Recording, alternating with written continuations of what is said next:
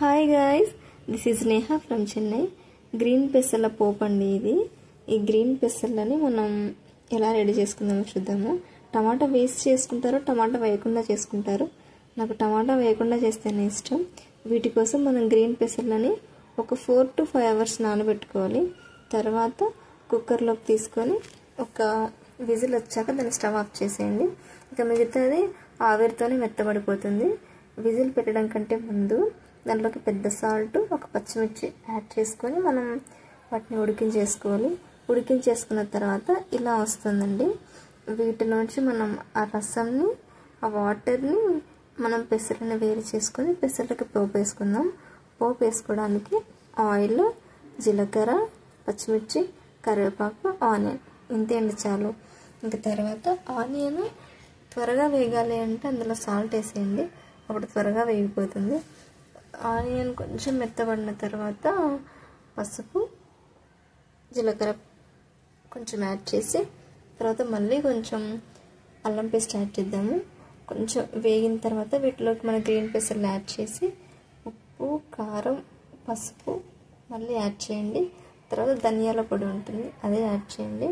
ఉప్పు కొంచెం చూసి యాడ్ చేసుకోండి, ఎందుకంటే మనం సాల్ట్ వేసి మనము ఉడికించాం కాబట్టి కొంచెం చూసి అడ్జస్ట్ చేసుకోండి. ఇంకా ఈ వాటర్ని మనం ఏం చేద్దాం, రసం పెట్టిద్దాం. ఈ రసం చాలా చాలా బాగుంటుందండి. ఈ రసంకి కావాల్సినవి ఏంటో తెలుసా? ఇందాక మనం పోపు వేసాం కదా, అందులో నుంచి కొన్ని పెసర్లు తీసుకుందాము. కొద్ది పెసర్లు తీసుకొని జీలకర్ర ఇంకా ఎల్లిపాయలు వేసి మనం పేస్ట్ పట్టిద్దాం. ఈ పేస్ట్ని లాస్ట్లో నేను క్లిప్ యాడ్ చేస్తాను. ఇంకా చింతపండు వాటర్ అండి.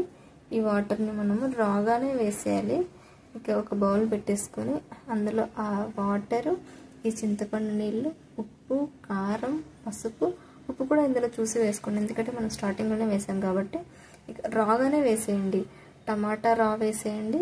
ఇక ఆనియన్ రాగానే వేసేయండి. కొంచెం ఉడికించిన తర్వాత పేస్ట్ అని చెప్పారు కదా, ఆ పేస్ట్ని కూడా యాడ్ చేసేయండి. ఉప్పు, కారం, పసుపు, అల్లం పేస్ట్ మరీ వేసేయండి. వేసిన తర్వాత వీటికి పోపు రెడీ చేద్దాం మనం.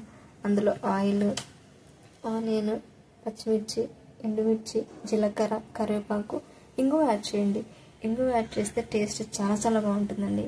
ఇది యాడ్ చేసిన తర్వాత ఇక్కడ పక్కన మరుగుతూ ఉంటుంది కదా, అందులోకి మనం ఈ పోపుని యాడ్ చేద్దాం.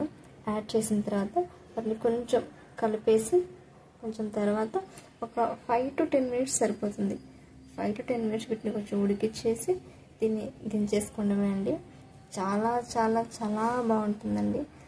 రసం టైప్లో ఉంటుంది, టేస్ట్ కూడా చాలా బాగుంటుంది. ఆ పెసర్ల ఫ్రై, పోపు, ఈ రసం రెండు కాంబినేషన్ చాలా బాగుంటుంది.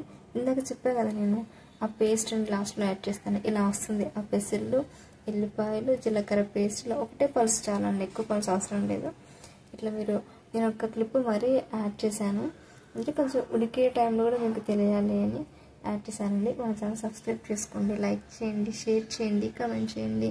ఇదిగోండి హాట్ బాక్స్లో సర్వ్ చేశాను పెసర్ల పోపు వేసిన దాన్ని.